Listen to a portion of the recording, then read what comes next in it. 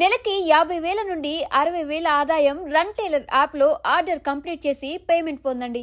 ఈ మధ్య కాలంలో ఎన్ని యాక్సిడెంట్స్ ఎంత ఘోరంగా జరుగుతున్నాయంటే పాపం ఈ యాక్సిడెంట్ని కూడా మనం చూడొచ్చు. ఒక స్కూల్ బస్ ఇంకొక వ్యక్తి ఏమో ఆ గల్లీ నుంచి బయటకు వస్తున్నాడు. ఇద్దరు కూడా సేమ్ స్పీడ్లో ఉన్నారు.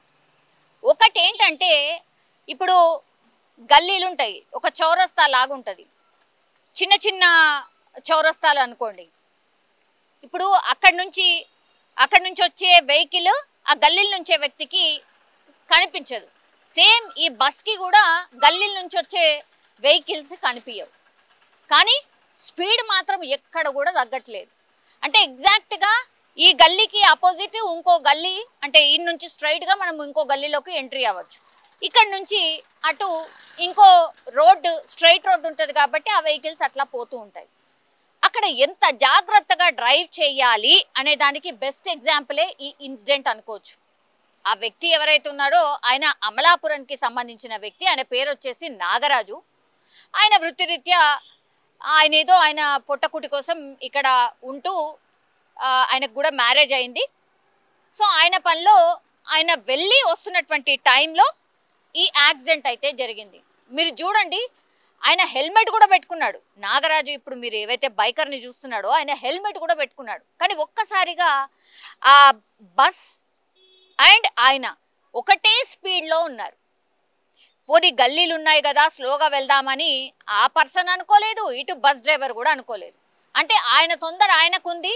స్కూల్ పిల్లల్ని తీసుకొని వెళ్తున్నటువంటి బస్ ఆయనకి టైంకి స్కూల్కి పిల్లల్ని తీసుకుపోవాలి అని ఆయన తొందరలో ఆయన ఉన్నాడు. దీంతో ఒక్కసారిగా బస్ని ఆయన గమనించుకోలేదు, బస్ అయిన బైకర్ని గమనించుకోలేదు. ఒక్కసారిగా బైకర్ని బస్ ఢీకొట్టింది. ఎంత భయంకరంగా పడిపోయాడో చూడొచ్చు. అట్లాగే ఆయన తలకు పెట్టుకున్నటువంటి హెల్మెట్ కూడా ఎగిరి అంత దూరం పడిపోయింది. అంటే హెల్మెట్కి మనకు ఒక బెల్ట్ ఒకటి ఉంటుంది, దాన్ని పెట్టుకోకుండా ఏదో పెట్టుకున్నామంటే పెట్టుకున్నాము అనేలాగా హెల్మెట్ పెట్టుకుంటే కూడా అన్సేఫ్ అనే విషయం మరోసారి ఈ ఇన్సిడెంట్ రిజీవ్ చేసింది.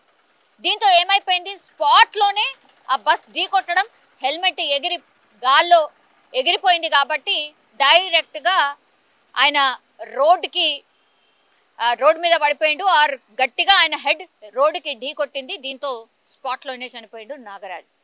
ఇక్కడ ఈ ఇన్సిడెంట్లో మొత్తంగా చూస్తే కనుక మిస్టేక్ ఎవరిదని చెప్పాలి, మిస్టేక్ ఎవరిది? ఒకసారి ఆ విజువల్ చూస్తేనే మనకు అర్థమవుతోంది. మిస్టేక్స్ ఇద్దరివే ఉంది. అంటే అటు బైకర్ది, ఇటు యాజ్ వెల్ యాజ్ ఈ బస్ డ్రైవర్ది కూడా. అక్కడ ఒక గల్లీలు ఉన్నాయి, గల్లీల నుంచి ఎవరైనా వస్తారేమో అనే ఆలోచన బస్ డ్రైవర్కి లేదు, యాజ్ వెల్ యాజ్ ఆ బైకర్కి కూడా ఏమైనా వెహికల్స్ వస్తాయేమో అనే ఆలోచన బైకర్కి కూడా లేదు. వీళ్ళిద్దరు చేసినటువంటి మిస్టేక్ కారణంగా ఇప్పుడు బైక్ మీద వెళ్ళే వ్యక్తి ప్రాణాలు కోల్పోయిండు. ఇప్పుడు బస్ డ్రైవర్ మీద కూడా కేసు అయితే ఫైల్ అయింది. అది స్కూల్కి సంబంధించిన బస్. ఎంతమంది పిల్లలు ఉంటారు? ఆ ఇన్సిడెంట్ చూసిన తర్వాత పిల్లల మీద ఎట్లాంటి ప్రభావం పడుతుంది, అట్లాగే స్కూల్ బస్ డ్రైవర్స్ ఎంతవరకు సేఫ్, ఇవన్నీ క్వశ్చన్స్ కూడా రైజ్ అవుతాయి. గంత స్పీడ్గా ఒక స్కూల్ బస్ డ్రైవర్ ఎట్లా బస్సుని నడుపుతాడు?